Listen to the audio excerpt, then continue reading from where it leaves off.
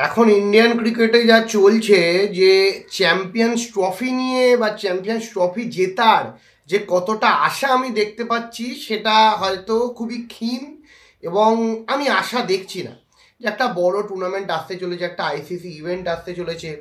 সেই ইভেন্ট মানে 2017 পরে হচ্ছে, মাঝখানে লকডাউনের কারণে বন্ধ ছিল একটা বছর।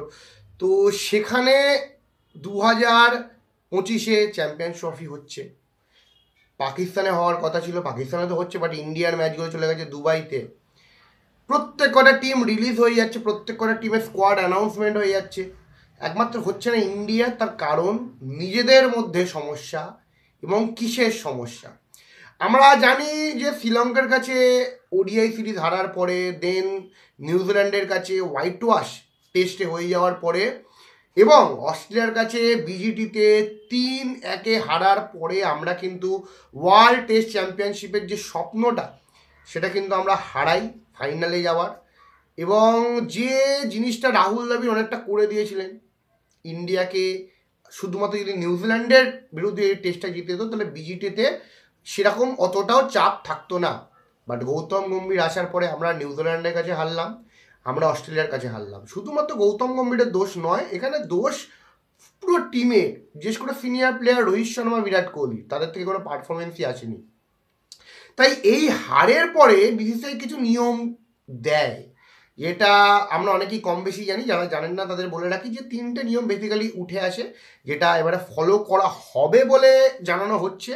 যেটার মধ্যে প্রথম যে নিয়মটা সেটা হচ্ছে যে আমাদের প্রত্যেক কটা যে প্লেয়ার আছে ইন্ডিয়ান টিমের প্লেয়ার, তাদেরকে ডোমেস্টিক ক্রিকেট খেলতেই হবে। সে যেই হোক, সে রোহিত শর্মা হোক, বিরাট কোহলি হোক, যেই হোক, তাকে ডোমেস্টিক ক্রিকেট খেলতে হবে। আমি জানি না এটা কত মানে সবাই খেলবে, যদি খেলে তাহলে ভালো ব্যাপার, কারণ এর আগেও আমরা দেখেছি। বাট দেখা যাক এই রুলটা ফলো হয় কি না। এবং সেকেন্ড যে রুলটা সেটা বলা হয়েছে যে কোনো ইন্ডিয়া যখন কোনো 45 দিনের জন্য কোনো ট্যুরে যাবে, মানে বেসিক্যালি অস্ট্রেলিয়া বা ইংল্যান্ডের কথাই বলা হচ্ছে, যখন এই ট্যুরে যাবে সেখানে ফ্যামিলিরা, মানে ফ্যামিলিকে নিয়ে মাত্র 2 সপ্তাহ মানে 14 দিন তারা থাকতে পারবে, বাদ বাকি সময় ফ্যামিলি থাকবে না। এবং একই টিম বাসে ট্রাভেল করতে হবে। আমরা জানি কিছু কিছু প্লেয়ার তারা টিম বাসে ট্রাভেল করতো না, এটা একটা মানে বন্ডিংয়ের জন্য বা একটা কিছুর জন্য, যদি ইয়াং প্লেয়াররা সিনিয়র প্লেয়ারদের পাশে পায় বিভিন্ন প্রবলেমে, সেটার জন্য হয়তো করা হয়েছে।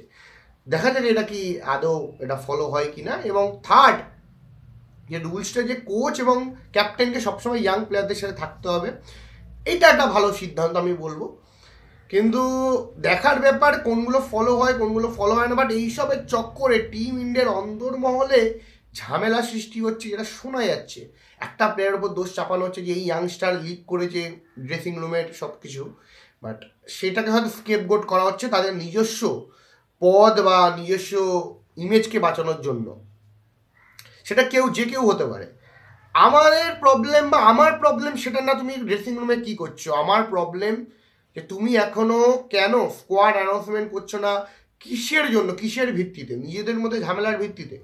কারণ আমরা তাকিয়ে আছি একটা স্কোয়াড অ্যানাউন্সমেন্ট, আমরা দেখতে চাই প্রপার প্লেইং 11। আমরা 2023-এ ওয়ার্ল্ড কাপ হেরেছিলাম মাত্র একটা ম্যাচ হেরেই, যেটা আমরা ফাইনালে হেরেছিলাম।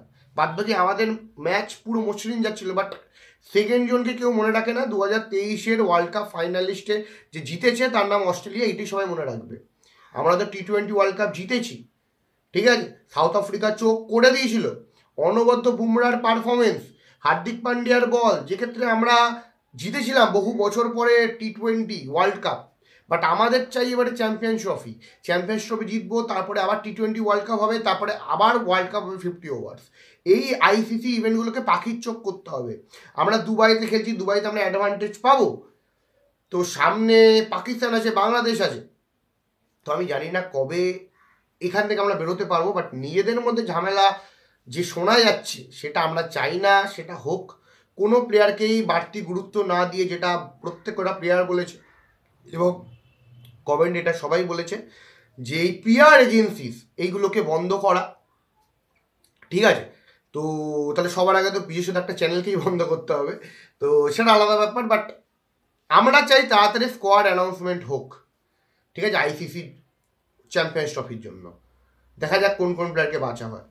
তো আপনাদের কি মতামত অবশ্যই কমেন্ট বক্সে কমেন্ট করে জানাবেন, এবং ভিডিওটি কেমন লাগলো অবশ্যই কমেন্ট বক্সে কমেন্ট করে জানাবেন। ভালো লাগলে লাইক শেয়ার সাবস্ক্রাইব করতে ভুলবেন না। ধন্যবাদ।